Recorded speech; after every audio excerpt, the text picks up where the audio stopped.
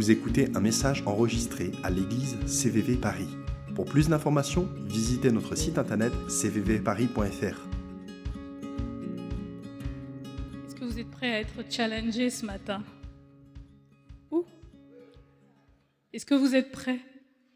Bon, je ne vous donne pas trop le choix en même temps. Je m'appelle Jolie Andrès, pour ceux qui ne me connaissent pas. Je suis mariée à Joël, qui vient de faire la louange, et je suis la mère du fils qui court tout le temps, là. Hein? Je pense qu'il y a... Et d'une fille aussi, mais elle est beaucoup plus sage, plus posée. Donc je pense qu'il a un peu hérité aussi de... Comme on dit, le fruit ne tombe jamais très loin de l'arbre. Et ce matin, donc merci à Ben de m'avoir proposé de prêcher, de partager.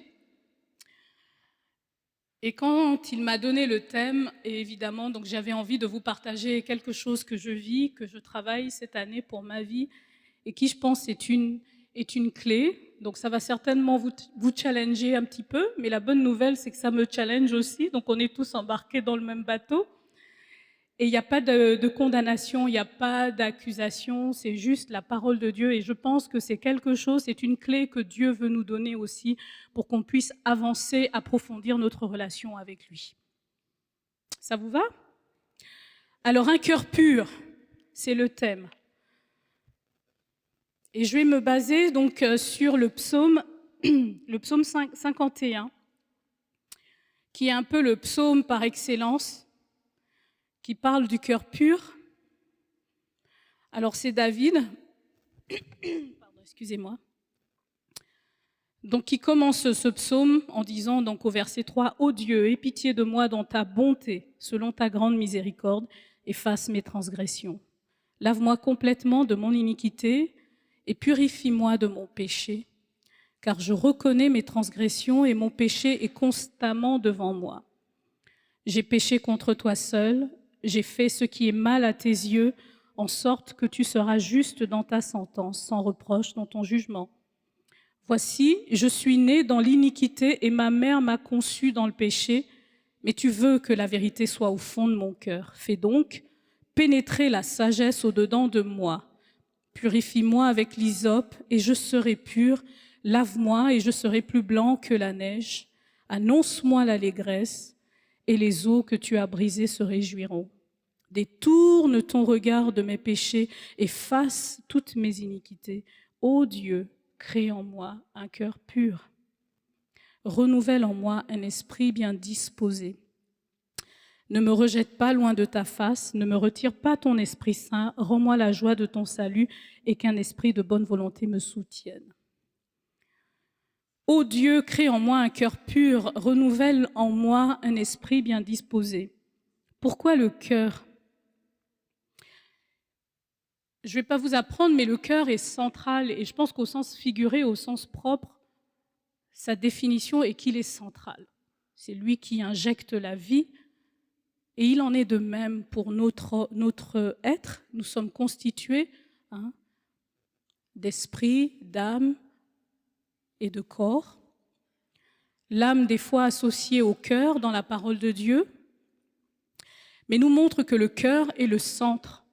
C'est le centre, c'est lui qui alimente, c'est le siège de nos pensées, c'est le siège de nos émotions, c'est le siège de nos passions, de nos décisions, le siège de nos sentiments, c'est l'organe qui est central.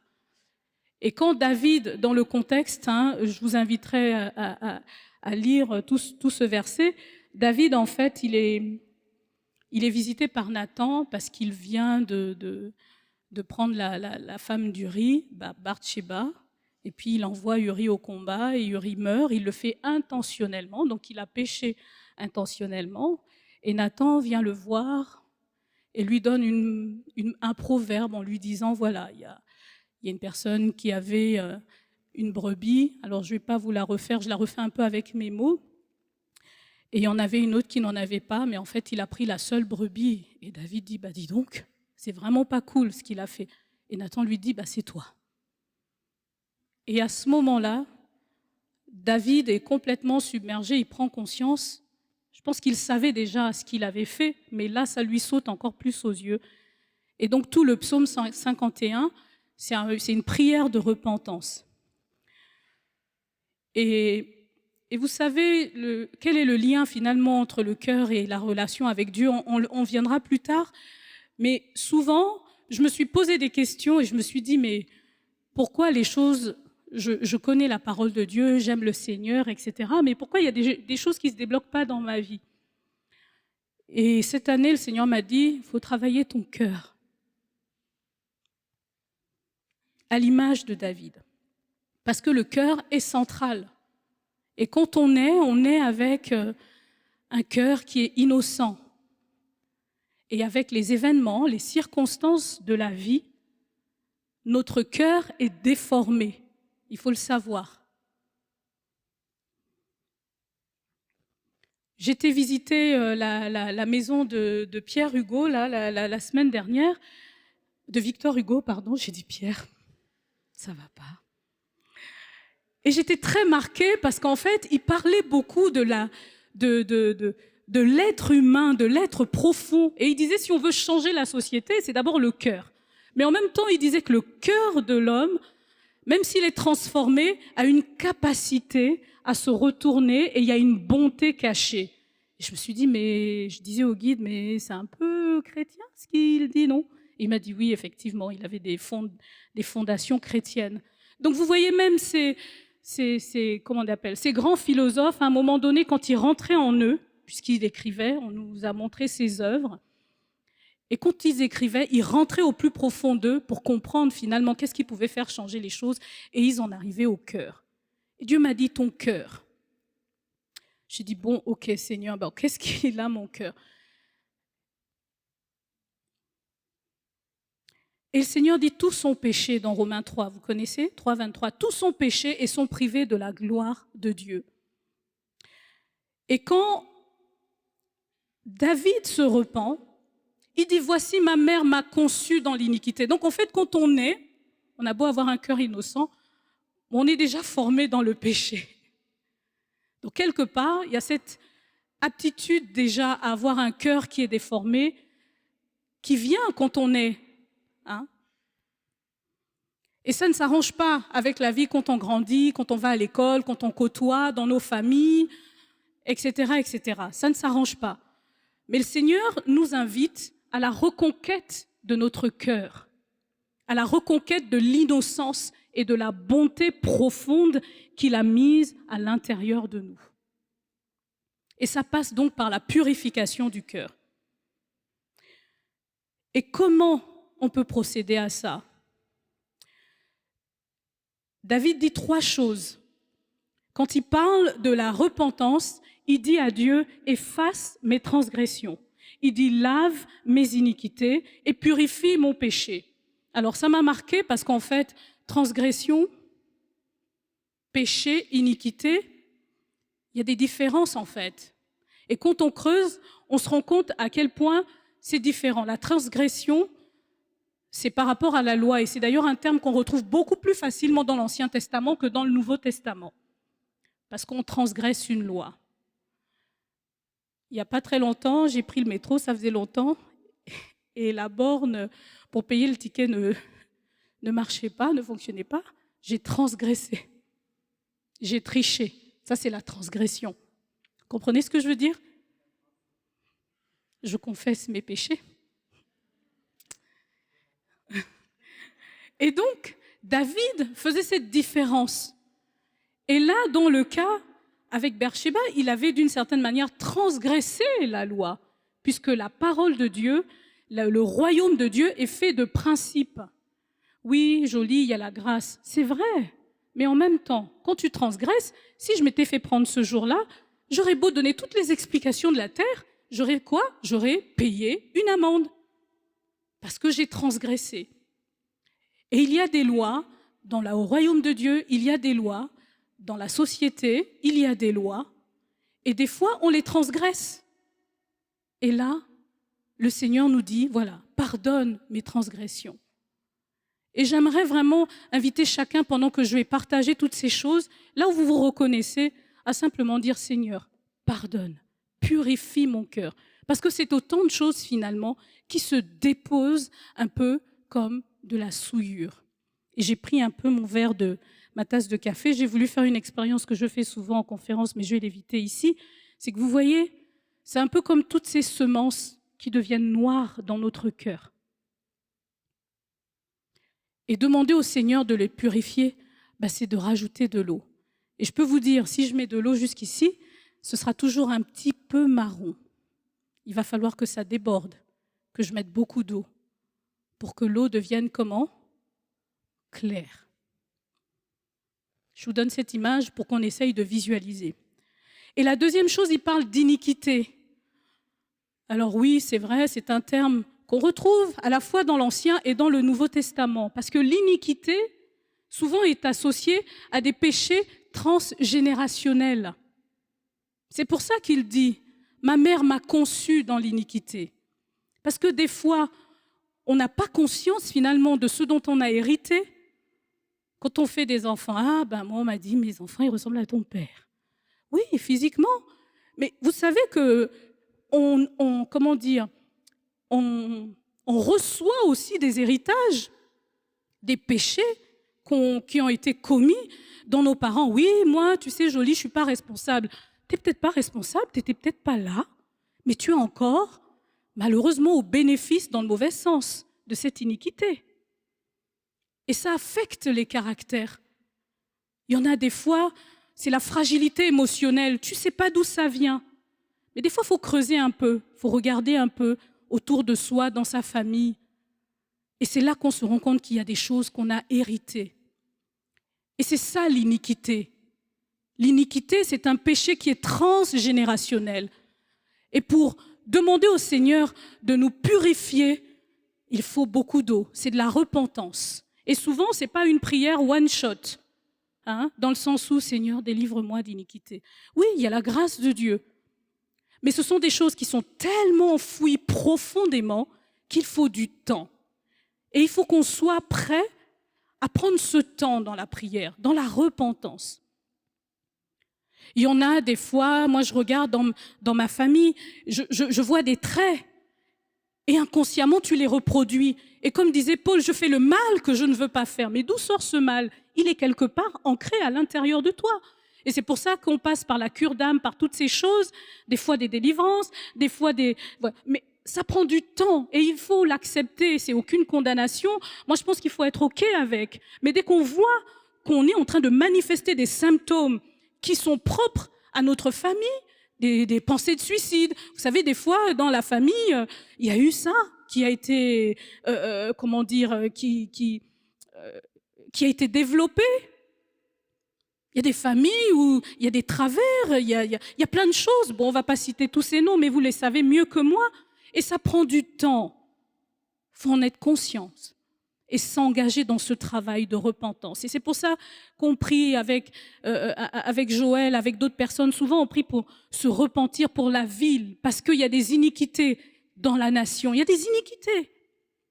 Il y a des iniquités qui nous affectent parce qu'on vit dans cette nation. Il y a des iniquités dans Paris qui nous affectent d'une certaine manière. Des fois, dans nos entreprises, à un moment donné, je discutais avec une amie, elle me disait, quand je prie pour toi, le Seigneur m'interpelle sur la raison d'être de ton entreprise. Et c'était très intéressant parce qu'en fait, on a creusé ce point-là et on s'est rendu compte qu'il y avait des choses qui étaient propres à l'entreprise et que le Seigneur, voulait m'en détacher.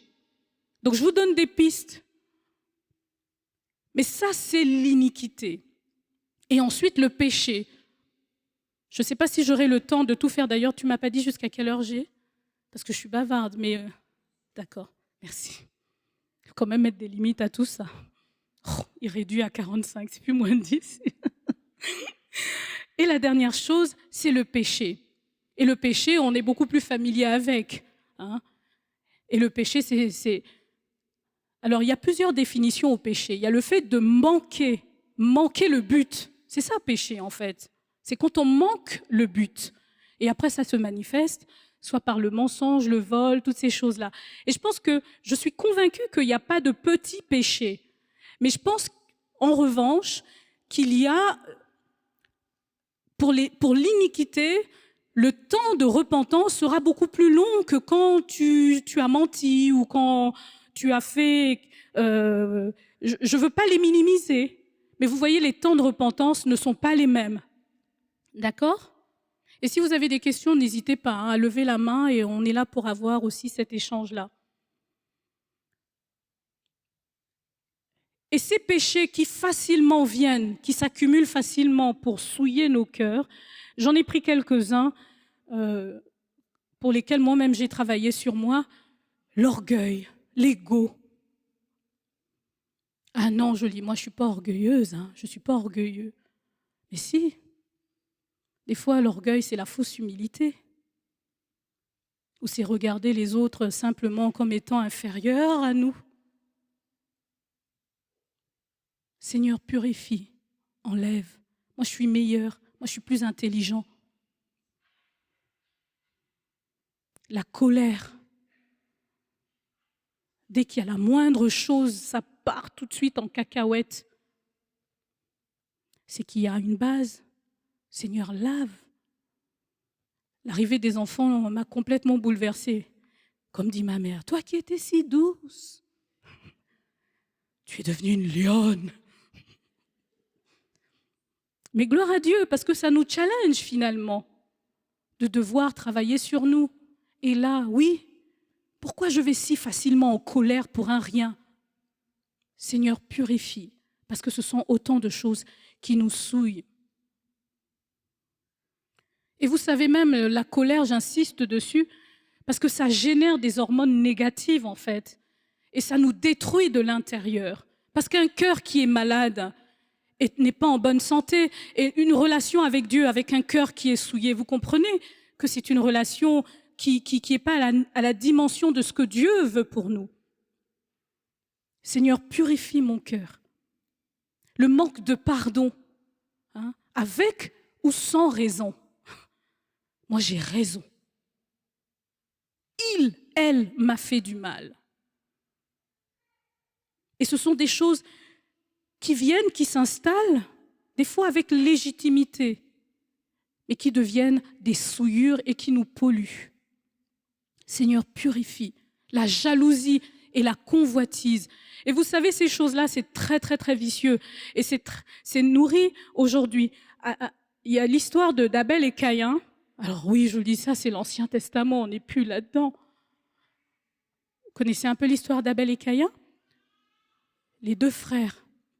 Et l'un a fait un sacrifice de fruits et l'autre, il a offert ses meilleurs, ses premiers-nés, ses bêtes. Et Dieu a agréé le sacrifice.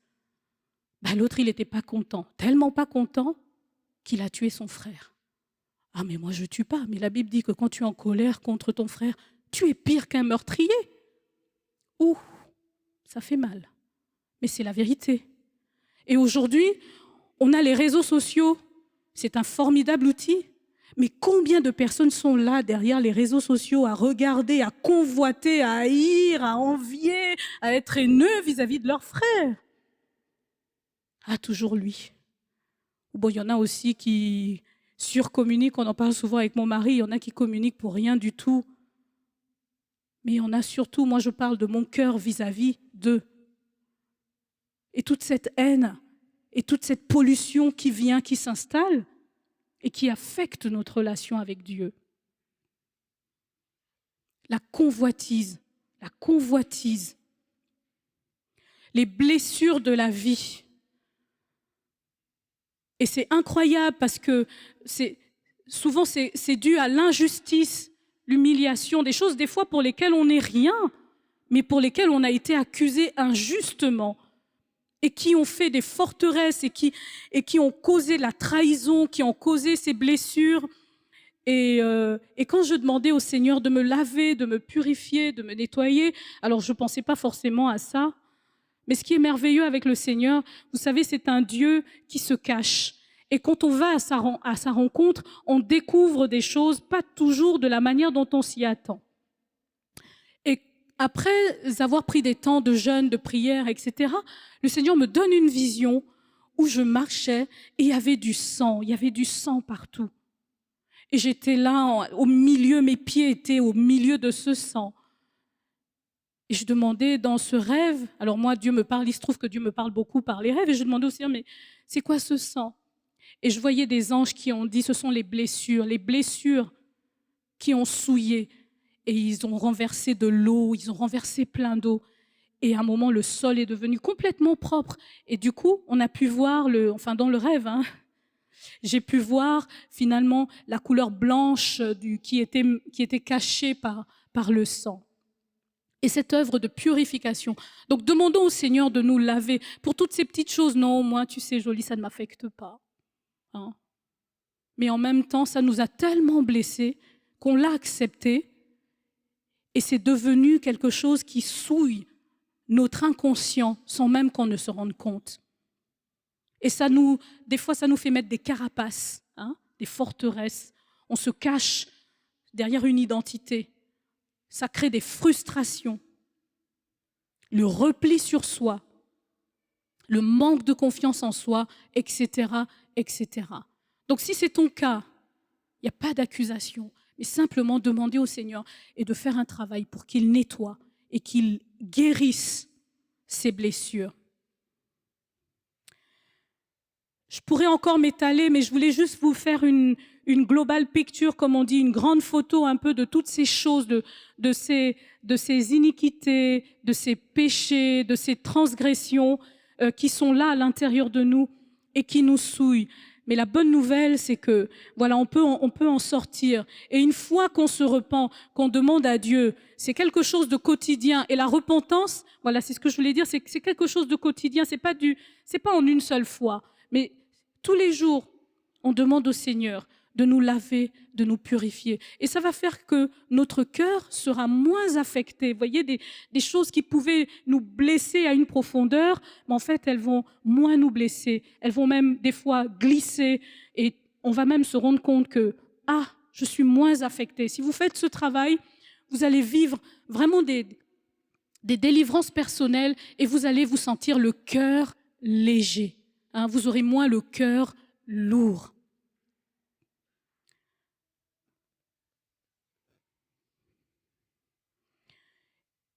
Et une fois qu'on a dit ça, une fois qu'on se repent, qu'est-ce qu'il faut faire après?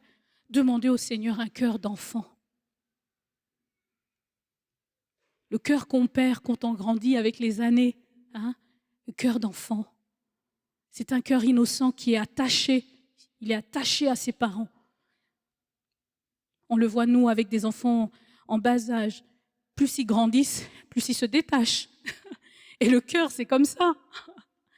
Mais Dieu veut qu'on ait un cœur pur. Et le cœur pur, c'est un cœur d'enfant qui ne soupçonne pas le mal, qui aime, qui pardonne, qui regarde avec des yeux d'enfant cet émerveillement. Et je le dis parce qu'à Paris, on est blasé de tout. C'est le style. Faut pas être blasé. Faut pas montrer que ça te touche. C'est un style, oui, d'accord. Et que dit le Seigneur? D'avoir un cœur d'enfant, un cœur simple. Heureux ceux qui ont le cœur simple, simple. Et c'est simplicité, pas au sens de naïveté, de bêtise, mais vraiment au sens simplement d'innocence, d'aimer son Dieu. Et cet amour-là va t'emmener à aimer ton frère naturellement, à ne pas soupçonner le mal. Et il y a un verset qui dit « Qui pourra monter à la montagne de l'Éternel? Qui s'élèvera jusqu'à son lieu saint? Celui qui a les mains innocentes et le cœur pur. » Et le cœur pur. Et le cœur pur nous introduit dans la présence de Dieu. Quand on a un cœur d'enfant, on n'a qu'une envie, c'est la présence de notre Père.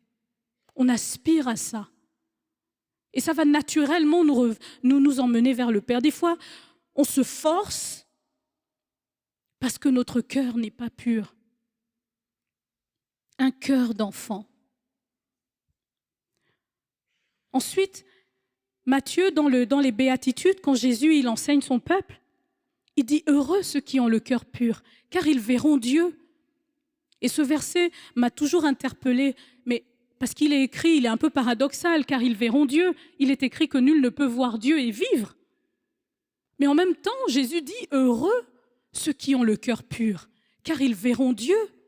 Moïse, à un moment donné, a dit « Seigneur, fais-moi voir ta gloire ». Et Dieu lui a dit « Je ferai passer ma bonté. Tu ne peux pas me voir et vivre ».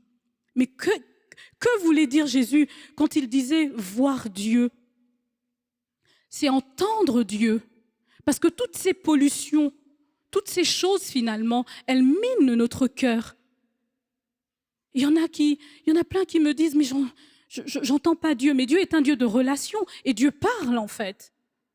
Quand on vient dans sa présence, il nous parle en permanence. Mais nous, on ne l'entend pas. On ne le voit pas. Mais nous, on peut le voir par les yeux du cœur. Mais si notre cœur est souillé, malade, c'est compliqué. Entendre Dieu. Mais pourquoi entendre Dieu ? Et Jésus le disait, parce que c'est capital pour nous d'avoir la direction de Dieu, encore plus aujourd'hui dans le monde, la société en 2023 où nous vivons. Il y a tellement de voix qui s'élèvent autour de nous. Mais on a besoin de connaître la voix du Père, la voix de Dieu pour nous d'abord, pour nos vies. Et aussi pour notre famille, et aussi pour notre travail, et aussi pour tout ce que nous faisons. Et Dieu a une voix, il a un plan. Le psaume 84 nous dit qu'heureux ceux qui se confient en Dieu, car ils trouvent dans leur cœur des chemins tout tracés. Et tout ce dont nous avons besoin, Dieu l'a déposé dans nos cœurs, dans notre cœur. Vous le savez ça ? Tout ce que nous cherchons des fois à l'extérieur, en fait, est à l'intérieur de nous, mais enfoui. Il dit la gloire de Dieu, c'est de cacher les choses. Et Dieu cache. Pourquoi ? Pour qu'on puisse aller le chercher. Et souvent, on a une insatisfaction, on n'est pas content, on n'est pas satisfait. Oui, parce que Dieu nous appelle, il nous attend. Aller à la recherche. Un peu comme une chasse au trésor. Et à la recherche de qui on est, de notre identité, de notre vrai nous, de ce à quoi Dieu nous appelle réellement. Ce qui est caché en nous. Le sens, le vrai sens que Dieu a prévu pour notre vie. Moi, je suis très attachée au fait de chercher sa destinée, ce à quoi Dieu m'appelle, ce pourquoi Dieu m'a mise à CVV, dans mon travail, sur cette terre. C'est ça le but, c'est ça l'objectif. Pour ne pas manquer le but. Pas juste vivre parce que c'est cool, c'est bien, mais en même temps, savoir à quoi Dieu t'appelle, c'est encore mieux.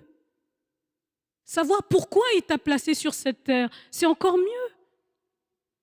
Ça te fait gagner du temps, ça te rend heureux, parce que la volonté de Dieu, connaître la volonté de Dieu, ça te rend heureux. Savoir ce que Dieu veut que tu fasses aujourd'hui, là, pour cette année. Dieu a des choses qu'il a prévues. Et plus on demande au Seigneur de purifier notre cœur, de laver, de le nettoyer, plus il se révèle. Et c'est là le lien avec notre relation avec Dieu. Elle se creuse. Et se satisfaire juste de « ouais, c'est cool, c'est bien », c'est pas le but de Dieu pour nos vies. C'est pour ça que je vous ai dit que je vais vous challenger un petit peu. C'est le sens de notre vie. Et il y en a qui l'ont compris dans le mauvais sens. Et vous les voyez, ils foncent. Et nous, les chrétiens, et j'ai envie de finir avec ce point-là, c'est qu'en fait, des fois, on est un peu léger, on est un peu déstabilisé facilement, parce qu'on ne sait pas où on va. On ne sait pas qui on est. On ne sait pas qui est notre Dieu. On chante, on n'y croit pas. On parle, ça nous passe au-dessus de la tête. Mais pourquoi ? Parce que Dieu, il inscrit sa loi où? Dans notre cœur. Et le fait de rentrer et de découvrir le point, le purpose, comme disent les Américains, le but même, ce que Dieu a inscrit en nous, quel que soit l'âge, quel que soit, il n'y a aucune condamnation, ça change notre mindset, notre façon de voir les choses.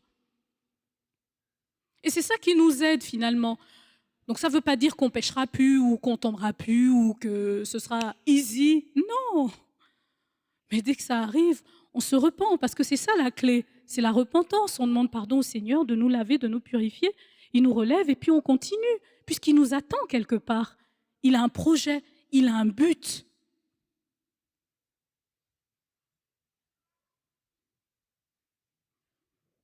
Et ça nous donne la stabilité. La stabilité. Il y a un chant qu'on chante beaucoup ces derniers temps. C'est Christ et ma firm foundation. Hein? Enfin, vous comprenez. Vous voyez le chant dont je parle? J'ai bâti sur lui. Voilà, c'est ça ma fondation, ma surfondation. Et c'est ça qui nous fait bâtir sur le rocher, sur Jésus, le rocher. Et on en a besoin parce que la Bible dit qu'ils viennent des temps difficiles et nous sommes dans des temps qui ne sont pas faciles, mais pas impossibles. Parce que ça, Dieu l'a vu, il a prédit, il a donc pourvu le moyen d'en sortir. Donc, il ne faut pas qu'on ait peur, il ne faut pas qu'on soit déstabilisé par ce qu'on entend, par ce qu'on voit. Et souvent, ce qui nous déstabilise, c'est parce que notre cœur n'est pas fondé, appuyé, bâti sur le rocher qui est Jésus. Et c'est ça, s'il y a une chose que j'ai envie que vous reteniez, en tout cas de ce que je vous ai partagé, de ce que je vous partage, c'est il nous a donné la clé, on se repent. Et c'est comme de l'eau en fait, parce que la repentance c'est comme de l'eau. Et à l'image de cette tasse, si je verse de l'eau, l'eau déborde, elle va déborder, elle va nettoyer. Et ce sera une eau claire, limpide que j'aurai. Et c'est la même chose que Dieu veut faire dans nos cœurs. Et ce n'est pas impossible. Et nous verrons Dieu et nous entendrons Dieu. Et nous suivrons sa direction. Et nous ne serons pas déstabilisés. Et merci pour le chant « En Dieu est notre confiance ». Nous ne tremblerons pas.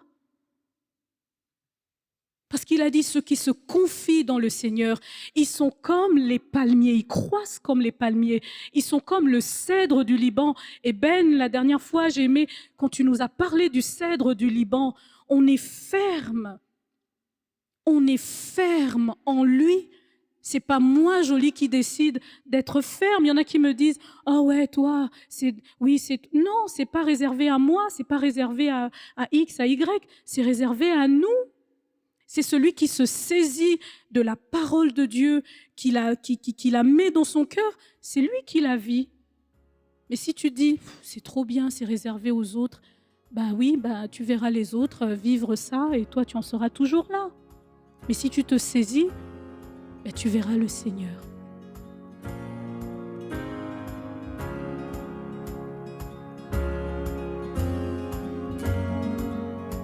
Vous venez d'écouter un message enregistré à CVV Paris.